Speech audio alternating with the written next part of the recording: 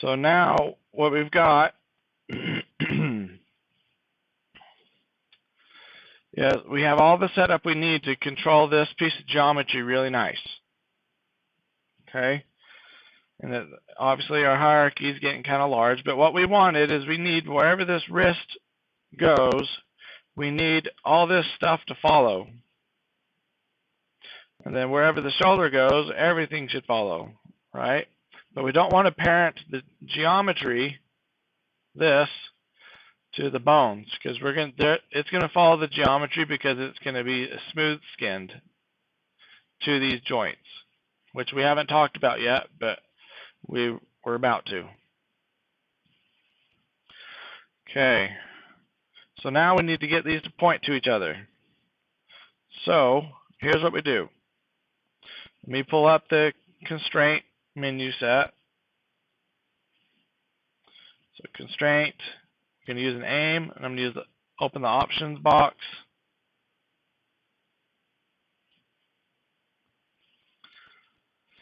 And I don't want to turn this maintain offset on. And we don't want any offset. So what we need to do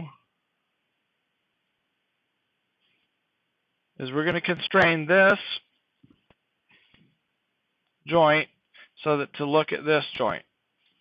But we want it to look at the shoulder. So I'm going to select the shoulder. I'm going to shift select this joint. Let me show you in the hypergraph so there's no confusion. So I selected the shoulder first, then I selected the wrist look at shoulder joint. Okay. And then we have a bunch of options here. So the vector right now, the aim vector, now this is the vector that we want to point to the other joint, or the axes that we want to point towards the other joint. Okay, so I might have to remake my selection and make sure my tool settings are set correctly to make this more meaningful.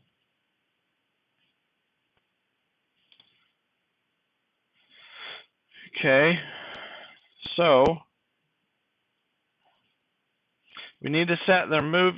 The way I like to do this, the easiest, is to have the translate tool or the move tool selected, and then change the setting to object so that we can be looking at the object settings. Okay. Now, with that done,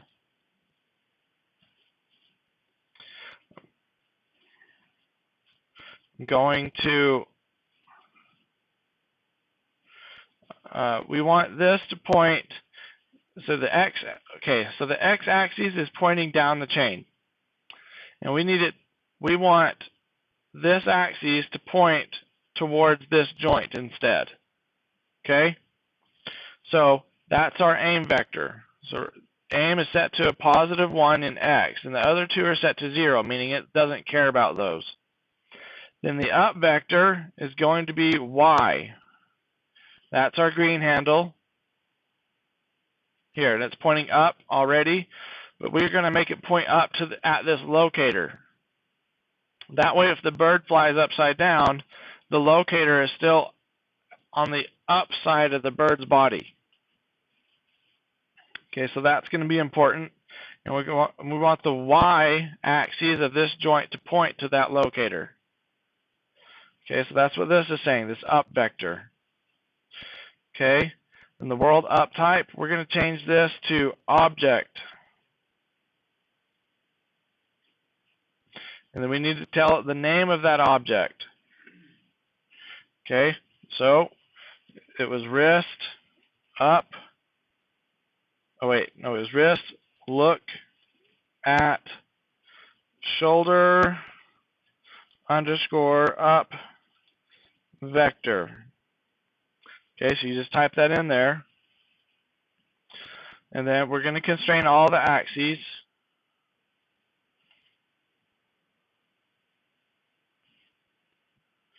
Actually, I have to think about that for a second.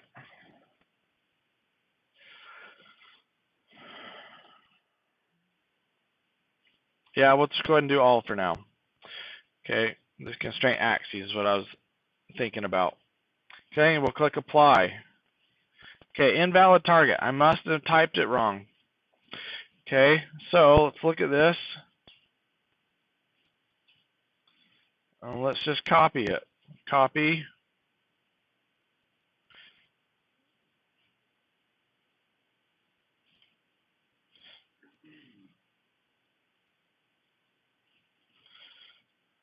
Okay.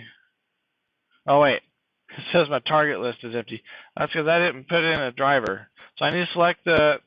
You always select driver and then driven. So I didn't have the shoulder selected. And then I'll select this wrist, look at shoulder joint, and click apply. Okay. So now look what happened. This changed direction. That's the only reason I even put it in there, so you guys can see that it changed direction. And this x-axis is now pointing to the shoulder. And that's what we wanted. Okay? So now we need to do the same thing, except this time we're going to use the wrist to drive the shoulder look at wrist joint. Okay? So you select driver and then driven. So verify you have the right selection. So driver is the wrist, the driven is the shoulder look at wrist. Okay? And then we need to make sure we type in the right up vector object, which is the shoulder look at wrist up vector. So let's change this.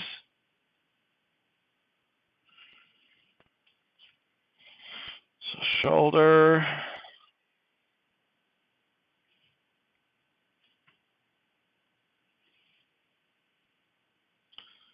Okay, wrist. And now we're going to see this x-axis on this joint, this shoulder look at wrist joint is going to point at this object. Okay, so we'll click apply. I lied.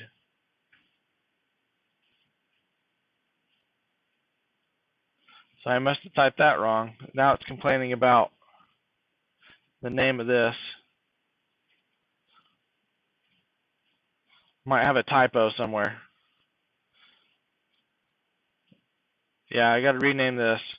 I type in shoulder instead of shoulder. Okay. Okay, so I select the wrist.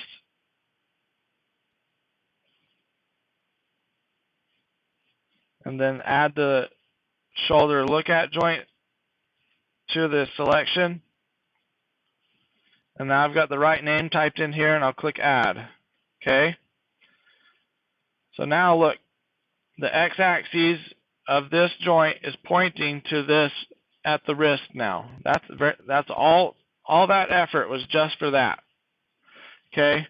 But now, no matter where this goes,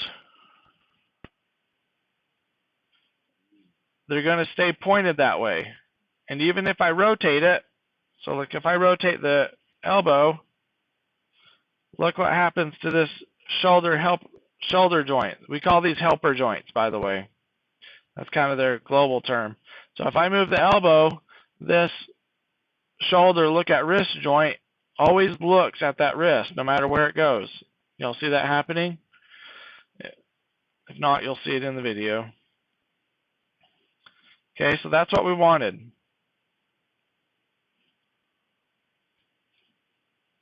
So I'm going to undo those rotations. I also need to make sure I set my rotate tool back to local because I want to be using local mode.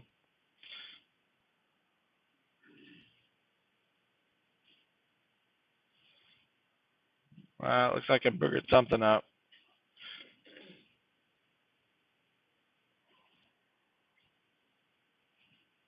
Okay, there we go. So now I'm going to get rid of these two joints because they were just to show you guys that things changed. Okay. Now we need to drive this little piece of geometry. So we need to select those two joints, the shoulder look at wrist joint and the wrist look at shoulder joint. And then we're going to